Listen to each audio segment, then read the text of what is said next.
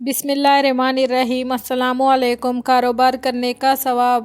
بخاری شریف میں ہے کہ رسول صلی اللہ علیہ وسلم فرمایا کہ بے شک مسلمان جب ثواب سمجھ کر اپنے بیوی بچوں کے کھانے اور پینے پر مال خرچ کرتا ہے تو وہ مال ثواب میں خیرات کرنے کے برابر ہوتا ہے۔ اگر کوئی اپنی بیوی اور بچوں کے کھانے پینے پر اس نیت سے مال خرچ کرے گا اللہ تعالیٰ نے ان کا حق ادا کرنا مجھ پر فرض کیا ہے، تو اللہ تعالیٰ اس کو خیرات کرنے کا ثواب دیتا ہے، اور اگر یہ نیت نہ کی تو نہ کچھ ثواب اور نہ عذاب۔ بس جو شخص حلال کمائی سے اپنے بال بچوں کو پالے تو وہ اللہ کی راہ میں جہاد کرنے والے کے برابر ثواب پائے گا۔ رزق حلال حاصل کرنا فرض ہے۔ سچ بولنے والا دکاندار سوداگر قیامت کے دن نبیوں اور ولیوں اور شہیدوں کے ساتھ ہوگا۔ تجارت، زراعت کرنا اور محنت مزدوری اور مظلومت وغیرہ کاروبار کرنا نبی پاک کی سنت ہے۔ رسول اللہ صلی اللہ علیہ وسلم سے ایک شخص نے دریافت کیا کہ یا رسول اللہ، میں درزی کا کام کرتا ہوں، یہ کام اچھا ہے یا نہیں؟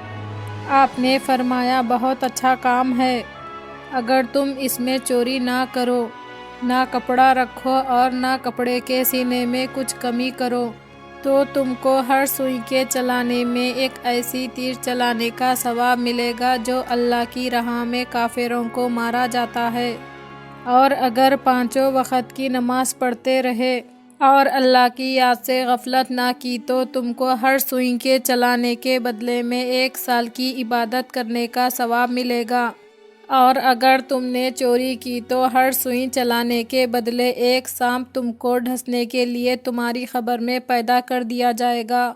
ایک اور آدمی نے پوچھا کہ یا رسول اللہ، میں کپڑے بناتا ہوں، یہ کام کیسا ہے؟ فرمایا بہت اچھا ہے جبکہ تم اس میں چوری نہ کرو، اگر ایک دھاگا بھی تم نے چرا لیا تو تمہارے لیے وہ دوزخ میں سانپ بن جائے گا، اگر چوری نہ کی ہر دھاگے کے بدلے جنت میں تم کو ایک بڑا درجہ ملے گا۔ ایک اور آدمی نے دریافت کیا کہ یا رسول اللہ، میں کپڑے کی تجارت کرتا ہوں، اس میں مجھ کو کیا حکم ہے؟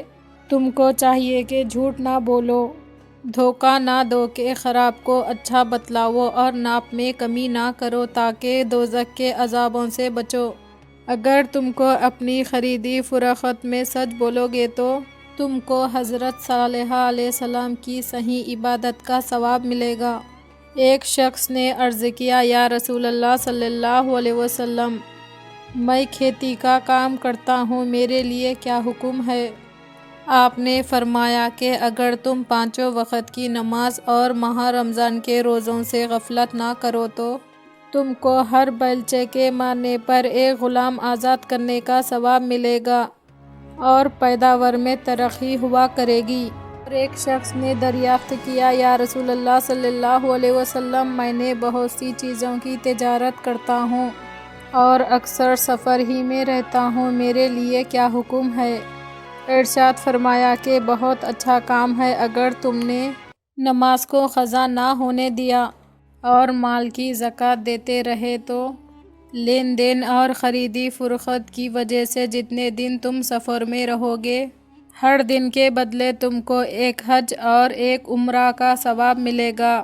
سبحان اللہ، کاروبار کرنے کا کتنا بڑا ثواب ہے، اور تمام شریعتی محمدی صلی اللہ علیہ وسلم کی غرض یہ ہے کہ انسان اللہ تعالیٰ کی عبادت اور اطاعت سے غافل نہ ہو۔ لینا دینا، خریدی فروخت، نوکری چاکری، محنت مزدوری، تجارت اور زراعت، جو کام بھی کرے اللہ رسول صلی اللہ علیہ وسلم کے حکموں کے موافق کرے، جائز اور ناجائز کے مسئلے عاملوں سے پوچھے۔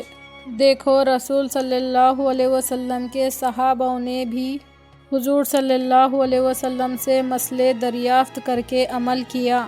یاد رکھو، دنیا کی زندگی بہت جلدی ختم ہو جائے گی، اگر اللہ رسول صلی اللہ علیہ وسلم کی تابعداری کرو گے تو مرنے کے بعد ایسا آرام دیکھو گے دنیا کی سب تکلیف بھول جاؤ گے، اور اگر دنیا کے آرام اور لالچ میں آ کر مزے اڑائے اور اللہ رسول صلی اللہ علیہ وسلم کی نافرمانی کی تو مرتے ہی وہ مصیبت اور عذاب دیکھو گے، دنیا کے سب آرام اور مزے اڑ جائیں گے۔